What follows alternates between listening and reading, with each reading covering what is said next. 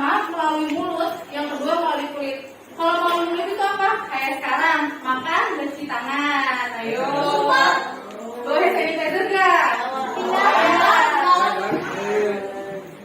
Jika makanan yang tercemar, telur cacing akan tertelan oleh manusia bersama makanan. Jadi kalau misalkan adik-adik kena cacingan, itu bisa faktornya ada dua, melalui makanan dan melalui kulit. Kalau misalkan melalui makanan, kalau kalian tidak beraktivitas apapun, mau makan, mau yang lain pun tidak cuci tangan atau tidak menggunakan sanitizer, itu kemungkinan telur cacing akan masuk ke tubuh kita.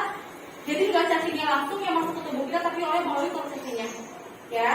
Yang selanjutnya ada melalui kulit. Jadi untuk laki-laki nih, siapa yang suka main bola tapi nggak pakai alas kaki, atau keluar rumah tapi tidak menggunakan alas kaki. Nah itu kemungkinan di tanah-tanah tersebut itu ada telur cacing. Jadi diusahakan di masa pandemi ini atau di era-era zaman-zaman sekarang ini yang banyak virus-virus di mana-mana, tolong diusahakan menjaga kesehatannya ya, atau menggunakan alas kaki dan menggunakan cuci tangan.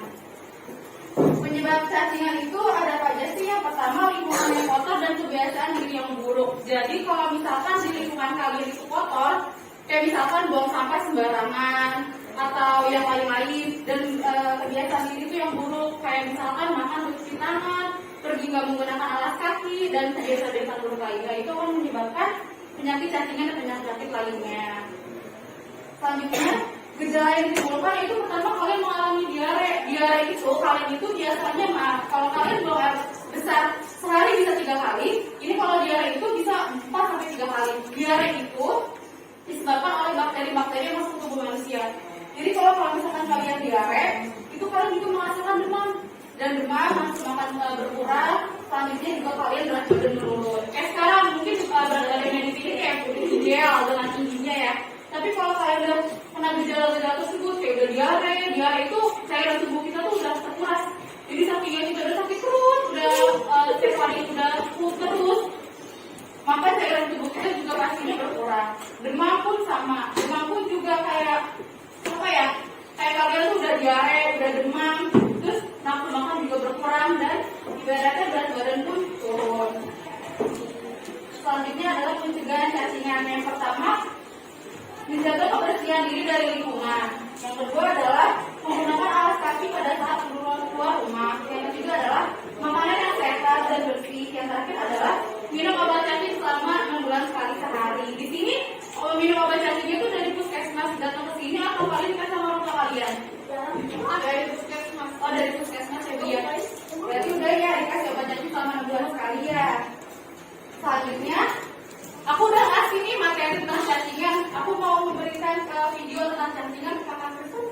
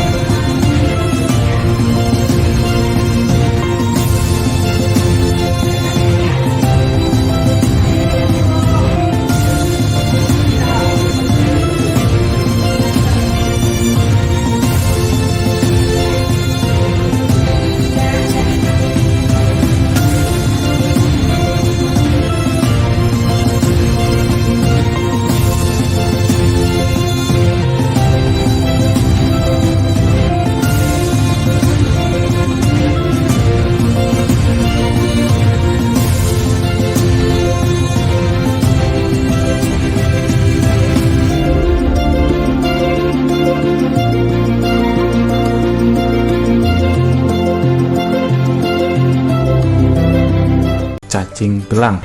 Nah, di Indonesia sendiri itu pada tahun 2016 angka kejadiannya yaitu 17,8%. Artinya hampir 1 di antara 5 anak itu mengidap yang namanya cacingan. Nah, sebelum kita membahas bagaimana cara mencegahnya, kita harus kenali dulu apa sih cacing-cacing tersebut atau jenis-jenis cacing tersebut. Yang pertama adalah cacing gelang atau yang disebut dengan Ascaris lumbricoides. Nah, Ascaris lumbricoides ini akan mengakibatkan penyakit yang namanya askariasis. Nah, Ascaris ini merupakan jenis cacing yang paling besar. Nah, karena dia paling besar, dia kelihatan kalau keluar dari perut kita melalui feses, itu kelihatan paling besar. Nah, biasanya Ascaris ini hidup di daerah lembab dan kurang bersih, yaitu di daerah-daerah yang kumuh.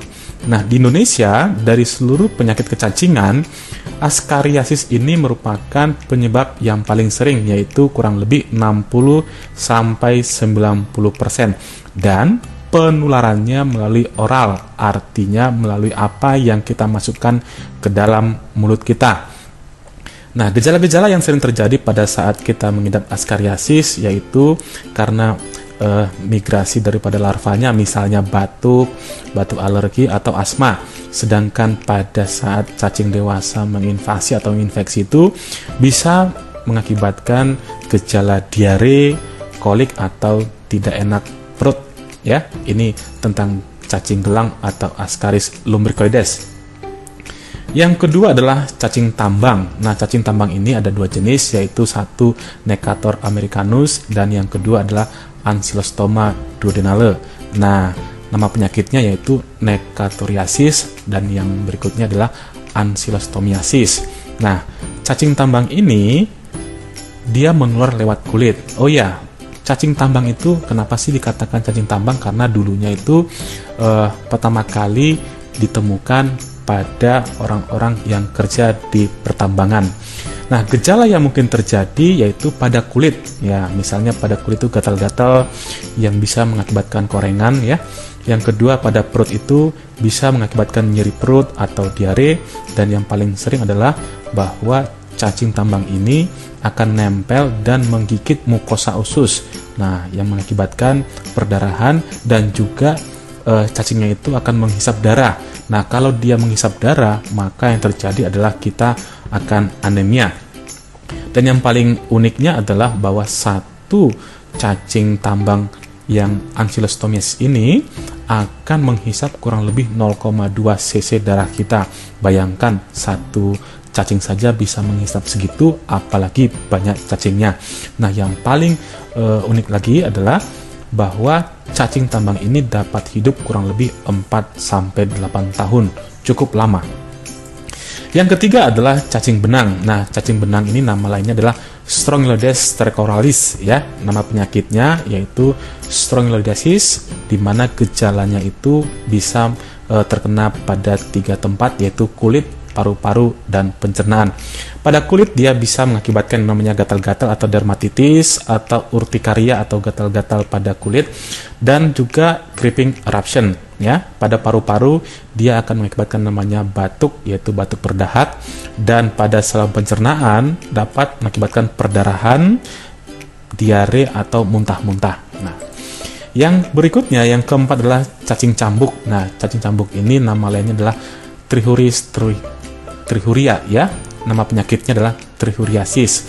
Nah, habitatnya ini dalam saluran pencernaan dan penularannya lewat mulut atau lewat oral, dan paling sering terjadi pada anak-anak usia 5 sampai 15 tahun. Nah, pada umumnya infeksi yang diakibatkan oleh cacing cambuk ini sangat ringan, tetapi baru bergejala jika infeksinya berat. Nah, gejalanya yang mungkin terjadi pada saat infeksi cacing cambuk ini adalah mual muntah, demam, diare yang berdarah, berat badan turun, atau anemia. Dan yang terakhir adalah cacing kremi. Ya, cacing kremi itu bisa kita lihat bentuknya seperti anyaman-anyaman benang. Nah, nama lainnya adalah Enterobius vermicularis. Nama penyakitnya adalah enterobiasis ya. Nah, hidupnya di usus, Dan gejalanya yang paling sering adalah iritasi pada anus, gatal-gatal pada anus. Jadi lihat, jika anak Anda sering menggaruk-garuk anusnya, terutama malam hari, mungkin saja anaknya mengidap yang namanya penyakit cacing kremi ini. Nah, karena anaknya sering menggaruk pada malam hari, maka anak itu akan cenderung terganggu jam tidurnya, yang namanya insomnia. Kalau misalnya dia sering terbangun menggaruk-garuk pada malam hari, maka biasanya bangunnya akan kesiangan, maka hasil akhirnya akan terganggu sekolahnya. Nah, ini tentang jenis-jenis cacing. Nah, sekarang apa sih dampak-dampak kecacingan pada anak itu? Ya, dampak kecacingan itu sangat serius dan sangat luas. Yang pertama sekali adalah anemia. Kita tahu tadi bahwa cacing itu ada yang hidup dalam usus dengan cara menginvasi atau menginfeksi usus. Nanti dia akan menghisap yang namanya darah kita. Nah, kalau misalnya hisapannya banyak atau jumlah cacingnya banyak, maka kita akan mengidap anemia. Yang kedua adalah kurang gizi. Kenapa kurang gizi? Karena cacing yang ada dalam usus itu akan memakan nutrisi yang ada dalam usus kita. Nah, karena anemia dan kurang gizi ini, maka akan mengakibatkan daya tahan tubuh kita itu akan menurun, sehingga tubuh kita akan gampang terkena penyakit, atau anak-anak itu akan gampang terkena batuk alergi, bisa terjadi. Nah, jika terjadi daya tahan tubuh yang menurun, sering sakit, maka akan mempengaruhi perkembangan dan pertumbuhan otaknya. Nah, hasil akhirnya intelijensinya akan terganggu. Nah, apabila kesemuanya ini terganggu, maka hasil akhirnya adalah tumbuh kembang anak itu juga akan terganggu. Jadi, dampak pada kecacingan ini amat serius. Jadi, perhatikan bagaimana kita cara mencegahnya. Ya, untuk pencegahan ini yang pertama sekali adalah cuci tangan. Nah, cuci tanganlah. Cuci tangan itu bisa kita mencuci tangan sebelum kita memproses makanan pada anak, sebelum kita mengolah makanan, dan juga cuci tangan itu bisa diajarkan pada anak. Ya, cuci tangan setelah beraktivitas atau cuci tangan sebelum makan. Apalagi jika misalnya anak itu sehabis bermain dari tanah, maka ajarkan anak untuk selalu cuci tangan. Nah, apabila misalnya anak itu sering menggaruk anusnya, nanti kan dia pada jari-jarinya atau kukunya itu akan nempel yang namanya telur-telur cacing tadi. Maka sebaiknya anak dianjurkan untuk cuci tangan. Yang kedua adalah perhatikan tempat bermain anak. Nah, tempat bermain anak ini sangat penting, karena jika anak itu sudah semakin besar, maka tidak mungkin hanya bermain di dalam kamar atau dalam rumah. Cenderungannya mereka akan bermain di outdoor. Nah, perhatikan tempat bermain mereka, apakah mereka sering bermain di pasir atau tanah. Kalau misalnya mereka harus bermain di sana, jangan lupa juga mereka dianjurkan untuk cuci tangannya. Yang berikutnya adalah menjaga kebersihan lingkungan, ya, bersih-bersih, sapu, dan juga menjaga bagaimana kebersihan tanahnya, bagaimana kebersihan dalam rumahnya. Nah, yang paling penting juga adalah bagaimana menjaga kebersihan itu mengolah makanannya. Karena dalam makanan tertentu itu, terutama daging-daging itu, jika kita olah tidak matang, maka jenis cacingnya juga masih hidup di sana, dan apabila kita makan, maka kita akan tertular pada kecacingan. Yang paling sering adalah cacing tambang tadi, ya. Yang berikutnya, yang keempat adalah biasakan anak defekasi atau pup di WC atau di jamban. Jangan di sembarang tempat. Kenapa? Karena kalau misalnya anaknya cacingan, maka dia jika pup sembarangan, dia akan menulari anak-anak yang lain.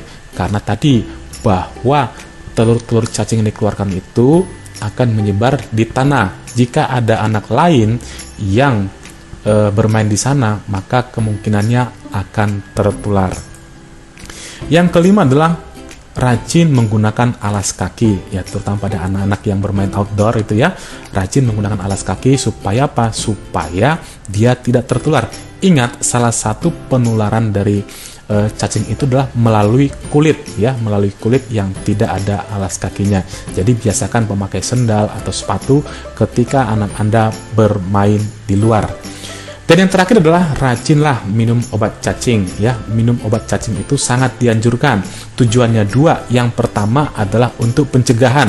Pencegahan artinya sebelum anak itu mengalami infeksi kecacingan. Yang kedua adalah terapi, treatment. Kalau misalnya anaknya sudah cacingan, maka kita berikan terapi untuk cacingannya, dan terapi tadi sekaligus untuk mencegah anak kembali kena cacing. Nah, untuk terapi pencegahan biasanya itu dianjurkan pada anak-anak usia di atas 2 tahun. Namun baru-baru ini tahun 2016 itu Permenkes mengeluarkan bahwa pada tempat-tempat tertentu atau daerah-daerah yang endemis itu diberikan obat cacing di atas usia 1 tahun. Nah, biasanya akan diberikan serentak dengan pemberian vitamin A, yaitu bulan Februari dan Agustus. Nah, untuk pemberian obat cacing ini, coba deh anak-anak Anda atau ibu-ibu semua berkonsultasi dengan dokter atau petugas kesehatan terdekat apakah memang sudah saatnya diberikan obat cacing. Nah, obat cacing ini rajinlah dikonsumsi, minimal itu setahun sekali. Lebih bagus sebenarnya 6 bulan sekali. Nah, itu semua ibu, bahwa saya sudah memaparkan bagaimana cara untuk mencegah anak dari kecacingan. Mudah-mudahan informasi atau materi bermanfaat. Salam sehat. Dadah.